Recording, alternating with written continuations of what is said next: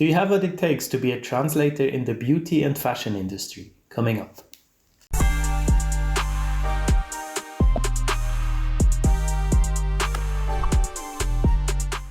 Hello and welcome back to the Freelance Verse, and welcome back to finally another episode of the Specialized series on this channel. It's a series where I invite subject matter experts to talk about their specialization. Today we look into beauty and fashion, very exciting topic that I don't know much about, so I'm very curious to learn. Actually, I've already filmed the interview and I can already tell you that there is so much good stuff in there. I tried to cut it down as much as possible, but the ladies would just not stop saying amazing things and giving amazing value. So I'm very excited to bring this to you. But before we get into it, as always, this series is sponsored by MemoQ. Thank you so much for supporting the channel and the Specialized series. If you guys are interested in MemoQ Translator Pro, which is their product specially for freelance translators, make sure to click the first link in the description. It will lead you directly to the landing page. MemoQ Translator Pro helps freelance translators to increase their productivity, to improve the translation quality in general, and to meet tight deadlines. Now let's get back to the video. So welcome back everyone. It's finally time for another Specialized episode. It took me some time. Usually they come out every 2 months. This one is with the summer break. It's a bit late, but we're entering the world of beauty and fashion. Very exciting. Hopefully a lot to learn for me, because I really don't know much in this area. But that's why I have 3 experts on the field again today on the channel. I have Laura, Antonia, and Chiara. Thank you all for being here, and I think the easiest is if you all introduce yourself. Laura, would you like to start? Yeah, sure. Hi, I'm Laura Jones. I am a specialist beauty translator. I also dabble in a bit of jewellery as well in fashion. I translate from French and Spanish into English and into Welsh as well. Nice, okay. Antonia? Hello everyone, I'm Antonia and I'm a marketing translator specialized in fashion and beauty. I translate from English into German and from French into German, and I've been working as a freelance translator for almost 8 years now. So maybe have a very similar kind of profile except for the specialization. And last but not least, Chiara. Hi, I'm Chiara Vecchi. I translate from English and German into Italian, and my fields are beauty and lifestyle, not really fashion, but beauty is a big one, travel and tourism, marketing, and medicine, because I work in partnership with a medical consultant. You said beauty and lifestyle. What do you categorize in the lifestyle area? How can you explain that a bit further? Let's put it in an easy way. Something you might want to have on your shelves that might be lifestyle, or maybe some cool furniture that might be lifestyle. And I have a couple of customers in there, or some toys for children. That's also something you can get a lot of work in. I consider that lifestyle. So I don't know if Laura and Antonia agree on that, but yeah, that's basically what I would put into lifestyle, just to have a few examples. Yeah, I agree. I think it's kind of nice to haves, right? I class it as fashion, I suppose, could go in that a bit, couldn't it? Mm-hmm. Fashion, interior decoration, travel, I suppose, can be lifestyle, hobbies maybe. I mean, it's quite a broad category, I guess. Yeah, I agree. I think maybe also wellness products would fall into lifestyle. So I think it's quite a broad category. Yeah, beauty and wellness is also often put together as a category, right? Yeah. Antonio, for you, how did you end up working in the beauty sector? Initially, I started out as a legal and technical translator. So beauty translation was not my initial plan. Yeah, when I was at university, I did an internship at a translation agency, and the department I worked in was specialized in legal and technical translation.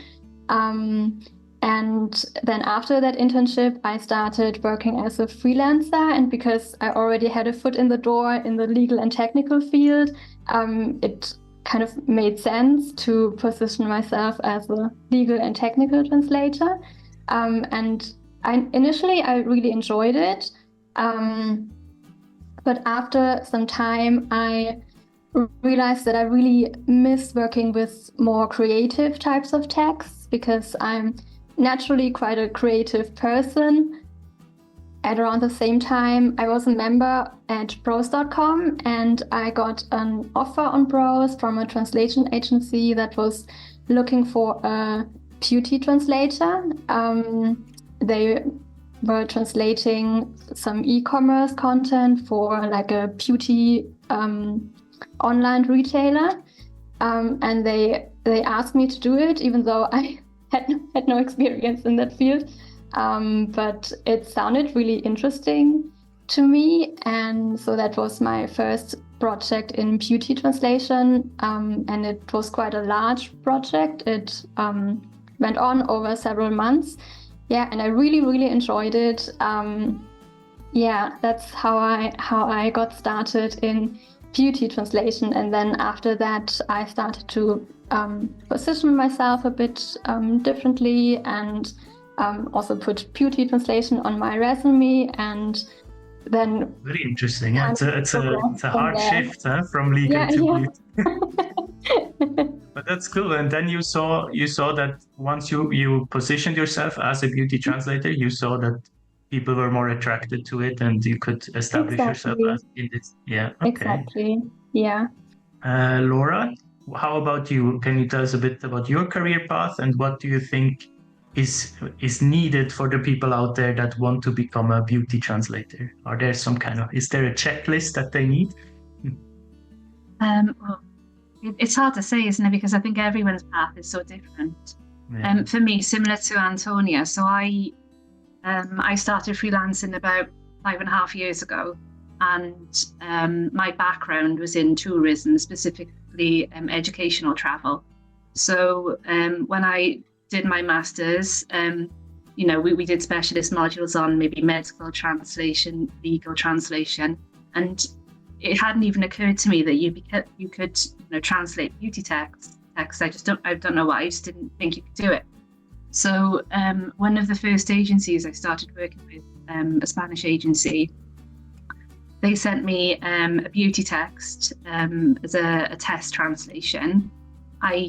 I mean, I've always been interested in beauty anyway, so it kind of helped. Although I didn't have any sort of specialist training in it, I had a lot of knowledge already, because I love beauty products. I used to work at a health and beauty store when I was a student, so I kind of had an idea of what things did, what everything was.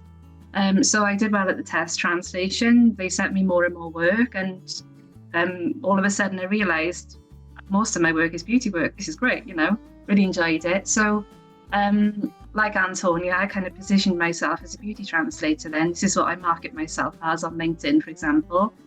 In terms of a checklist then for becoming a specialist beauty or fashion translator, I mean, having an interest in these areas really helps. You don't need to be, an expert with any formal training, but having a real interest in fashion or beauty will help you.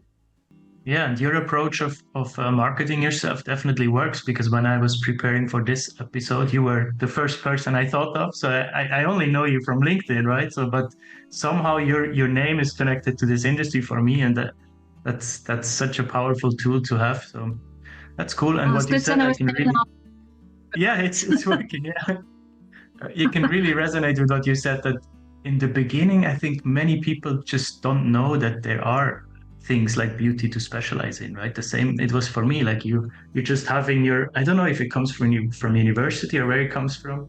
You just have like legal, medical, marketing, technical in your head, and you're kind of trying to fit in somewhere, and you're not really finding your place. And that's why I love making these videos. Chiara, maybe can we go a bit more in depth within beauty and lifestyle? What are you actually working on? What are some typical texts that you work on? In terms of typical text, I would say it's product descriptions.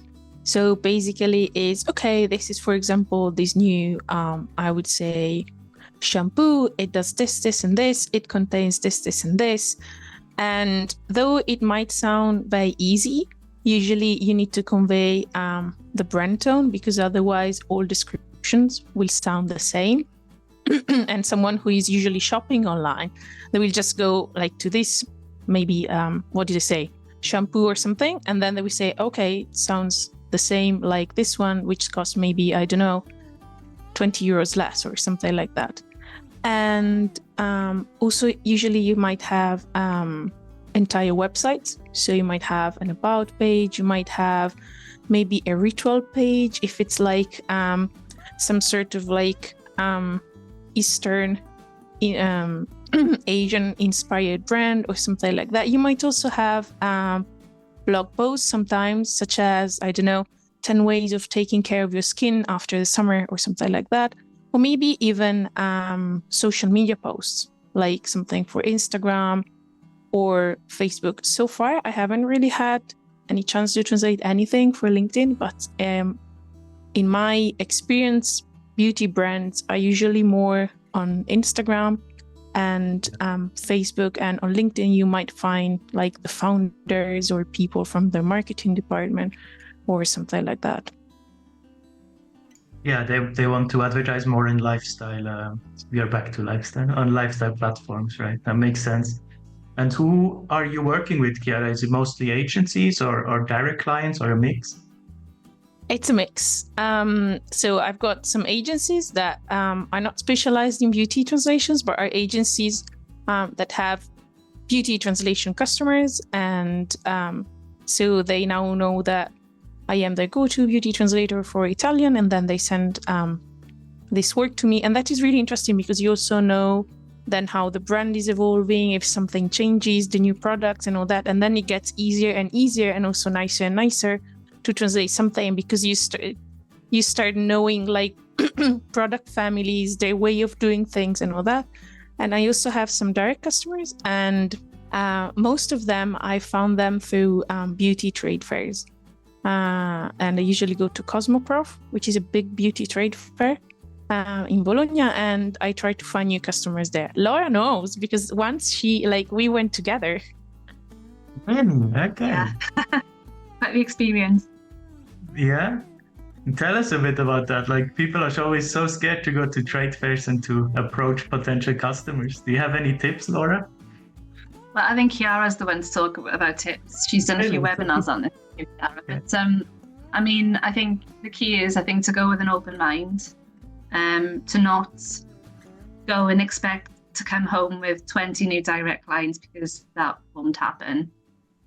You've got to remember that the brands are there to sell their product. They're not there to buy, really. So go with an open mind and go with a view of learning and networking and making connections. Try to pinpoint, who you'd like to speak to, who you want to see, because Cosmoprof in particular is massive. It's absolutely enormous. So it can be a bit overwhelming. But I'd certainly encourage people to go to a trade show and learn more about the industry or the sector they're specializing in. It does really give you an insight into what brands are looking for and trends and things.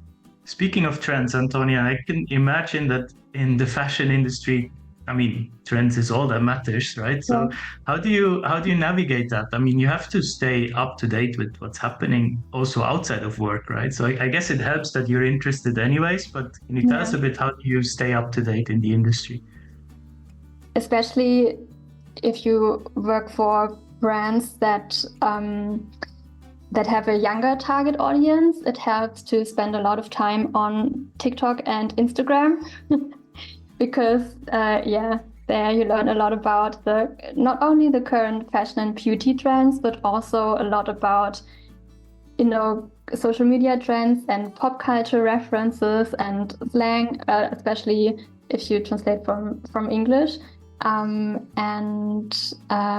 So that's definitely very helpful to stay up to date with the trends. And also these platforms are very visual, so you always immediately get like the visual reference, and you know what exactly these trends look like. So social media is definitely very, very helpful, I think. Yeah, you raise a good point. The language as well that's evolving with the trends, right? Because so many are coming from English-speaking countries, so a lot of words would probably stay the same. And then, I mean, nothing's worse for a brand than like translating a word that no one actually translates, and it comes off as so corny, right? So it's definitely important. True. Yeah. And speaking of visuals as well, maybe that's open to all of you. That must be extremely important, especially with product descriptions, right? So how does the collaboration work with clients there? Do you usually get even the product sent to you, or do you get pictures, videos? Sorry, I wish that's not right. I know, I'd love to be paid in beauty and products and skincare, but that hasn't happened yet. So, I mean, I think for me, it depends on the client and it depends on the text and translating. Some will send an image of whether it's packaging or a perfume bottle, for example, or I translate a lot for a couple of jewelry brands. So for me, it really helps to be able to see the pieces of jewelry, so I know what I'm trying to describe. It does really depend on the client. Some are very good at sending the images, some don't bother, and you have to ask. Sometimes you don't get them, so it's a lot of guesswork and trying to do your best. In those instances, I really rate Google Images and Pinterest. So I search for the term I'm looking for and see what comes up to give me an idea of what they're talking about, and that 9 times out of 10 works for me. How about you, Antonia? So I wish clients always send me visuals because they're so helpful. I would say usually I get the visuals as well as the source text, and it's really helpful because sometimes the source will be a bit ambiguous, and it's not 100% clear what the item looks like. And if you have the picture, then you can always check if your translation is correct. And I think one thing that pictures are also very helpful with is spotting mistakes in the source, because sometimes the way the item is described is just not 100% accurate. And if you look at the picture, then you notice, oh no, that actually it looks a bit differently than described. And Chiara, one question about target audiences. I can imagine, like Antonia, you mentioned it. From what I heard now, you're mostly working with like a younger target audience. So you do your research on social media. How is it for you, Chiara? Yeah, because I can imagine that beauty is it can be so segmented, right? A brand might have exactly the target audience that they want to market to. You cannot write the same for plus 50 or under 20-year-olds, right? So can you give us a bit of insight? Maybe you had experience with certain projects already. One of my main customers is a brand that in the brief it says we target women from 20 to 50 years old or something like that. And we act as an older sister who is willing to share her knowledge and teach them how to use their, it's mainly makeup, who use their makeup effectively.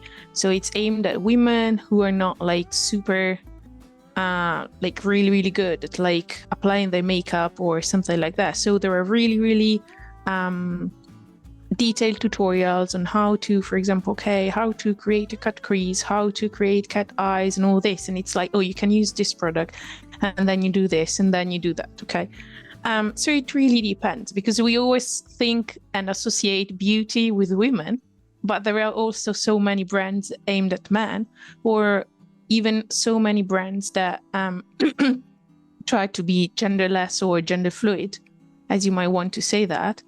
And so it's really important to know from the customer who they are targeting, and also what their tone of voice might be. Sometimes you already have, maybe the website has already been translated and now they're they're doing the product descriptions, or maybe you have it brief, and if you don't know, it's always better to ask, because especially if you translate from English, it's really easy to like translate as if it were for a woman or for a man in Italian, and I think that might be the case in German sometimes as well. So yes. yeah, exactly. So it really depends. There are also some brands that do not really like target a specific, I don't know, like age group, but they target maybe a specific sort of like trend. So I target people and families who only want to, I don't know, use green products, whatever green might mean for everyone. Okay. So the example you gave with the older sister is such a nice brief. Like it really creates even an atmosphere. You know exactly who you should be when you're writing. Like it's so unique that a brand can do that. I often, like, my clients say, oh yeah, we have this very clear company structure, and then it just says, we are innovative, we are proactive. And so it doesn't really help you, right? But if they say you are the older sister that helps the customer make their first steps in this, that's amazing. So all the clients out there, make briefs like this. That's cool. You gave an interesting keyword with green products. Last year I was at a sports conference, and all the talks I went to that was kind of fashion adjacent, they were all about sustainability. And it's such an interesting term, green and sustainable in fashion, because is it even possible? Like, if you really go down to it, I attended one talk where it was actually possible, where they grew everything from like mushrooms and stuff, but of course that's not available for the masses. Laura and Antonia, you work in the fashion industry. Can you tell us a bit? Sustainability must be always on the top of your mind at work, right? Yeah, I think nowadays almost every brand, they either strive to be more sustainable or they strive to appear more sustainable than they actually are. And I think one thing I'm definitely aware of is so-called greenwashing, which is practice where brands make exaggerated or misleading claims about how sustainable they are. Some brands actually, they have greenwashing guidelines on which language around sustainability you are allowed to use, which terms you are allowed to use, which terms you're not allowed to use in order to avoid greenwashing. Yeah, in my experience, a lot of the brands I work with are quite particular about the language they use. So they will be, even if I don't get a style guide at the start, or a list of permitted and non-permitted words, then I tend to find that out as I go along. They'll come back and they'll say, oh, we're not happy with this because you use this term instead. Do you get have you got much experience of that, Chiara? In my experience, what I've found is that sometimes, because I translate for a few ethical brands, let's put it this way, and sometimes I've seen that their marketing tends to go too far, at least for the Italian legislation. So you can't really say, oh, we don't have all the chemicals that you'll find in like everyday products in our beauty product. Because if you have something in a beauty product, it means that it's been tested. You need to be very careful with the beauty claims you make, because you might get a fine as the company, and you don't want to be the one who was behind like that fine, basically. So if there is something that I feel that might be a bit controversial, then I usually say, okay, this is how you have phrased this. I would actually rephrase it this way. If you would like to keep your version, please let me know that you're taking responsibility for that. Because also, for example, if you translate for US-based brands, their guidelines and the FDA guidelines are different from what we have in the EU. So if you write, it eliminates wrinkles, for example, in a US-based product, and if you write the same in Italian, that's that's not right, because in theory, a beauty product is something that does something that is temporary. So it might sort of minimize your wrinkles or improve the appearance of your wrinkles or something like that. I don't translate into English, so it's a bit clumsy, so apologies for that. But you can't really say it eliminates your wrinkles. Your wrinkles must be there. If not, it's a surgical treatment. Okay. So you have this sort of dichotomy between marketing claims and regulatory claims, let's put it this way. And if you are in doubt, then it's better to ask. And I think that this applies to green brands, etc., because sometimes they might tend to go too far. That's why it's good to have also background knowledge in law, for example, so that can come in very handy. All right, the recording crashed for a second, but we are back and we only have one question left. I always like to end these videos by asking the panelists a piece of advice. So if people are watching out there, Laura, and they feel inspired that they want to become a beauty translator as well, what would you do? Are there some things that you wish you knew before you started? I would say maybe the most effective way of specializing in fashion or beauty is to one, target the clients you'd like to work with, whether that's specialist translation agencies who they specialize in beauty or fashion, or direct clients, obviously, if you feel you want to do that.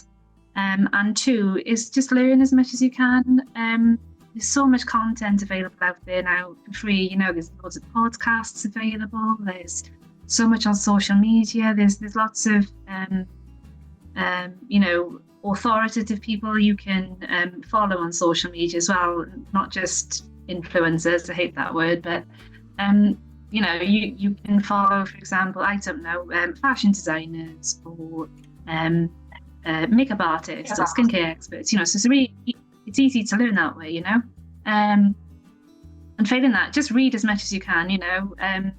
Subscribe to newsletters, to industry newsletters. Check out events, put on by institutions and organisations in these fields. There's a lot you can do to learn without investing a lot of money. Okay, great advice. Thank you. Antonia? If I could give myself one piece of advice, it would definitely be learn how to use LinkedIn most effectively. So don't just fill out your profile and then expect clients to magically find you.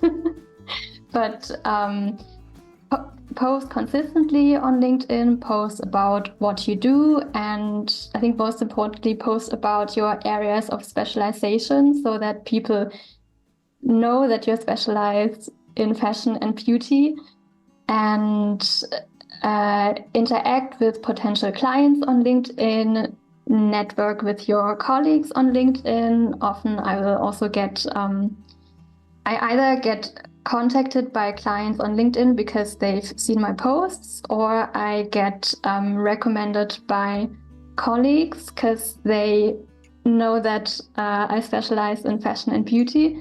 So I find LinkedIn is really, really, really helpful for networking and for finding clients.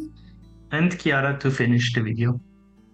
I would say, I know this is a really boring tip, but don't underestimate the power of following up. Because usually we think, okay, we send one email, or at least we have one contact, and then we wait, hopefully somewhere. Usually this is not the case with beauty brands, or at least this is my experience. I have had a few customers, I had to meet them at 2 trade fairs consecutively before they found a distributor. They actually had found out that they wanted to market in Italy and all this. So I would say keep reminding people that you exist, that you are there, maybe with the excuse of congratulating on the new newsletter edition, or maybe there is a new product somewhere, or maybe they are exhibiting in New York. I'm just making this up. So I would say keep reminding people that you are there. Also because you won't be the only one asking to work for them. There might be some translation agencies, maybe there will be other translators, but it's good to remind potential customers that you are there. And the other thing that I would say to stand out, especially if you're starting out, have a small portfolio. And when I say portfolio, I don't mean to say real projects, especially if you're starting out, but you can contact some of the brands you like, okay? Even if you know that they will never give you any work, okay? But just brands that you like, maybe not like too big, like don't get in touch with L'Oreal, okay? But you can contact them and say, oh, I am a beauty translator. I would like to build my portfolio. Can I translate this bit of your website for my portfolio? And then I will send you a copy of my portfolio if you want. And this is what I did at the beginning. And I think I contacted, I think it was 7 companies, and I received 5 yes, 1 no answer, and 1 no. Okay. And the worst case scenario here is that everyone will say no. In that case, you just need to find a few other companies because you haven't really hurt anyone, you haven't really affected your reputation or anything. And then you will stand out from the crowd because instead of just having your CV or brochure or whatever, you will also have something else. Or maybe you can prepare a portfolio that incorporates your CV and you just send out 1 document. Maybe a potential customer won't understand Italian, but it will show that you're a committed person more than someone who just sends maybe a very dull CV or something like that.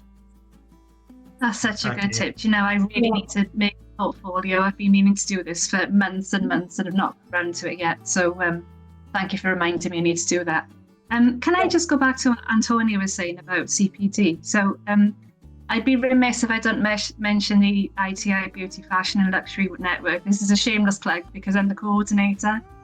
So our network, I think the girls are both members too. The network, we specialise in beauty, fashion and luxury translation, and we offer monthly webinars on a range of topics. So if there are any translators or interpreters watching who are interested in these subjects, you know, feel free to contact us and join because, you know, we offer a lot of other things besides, and you know, it's a lovely network. You learn a lot about these areas, and you know, you might get some work referred to you by a colleague. So come join us. That's the ITI Beauty, Fashion and Luxury Network.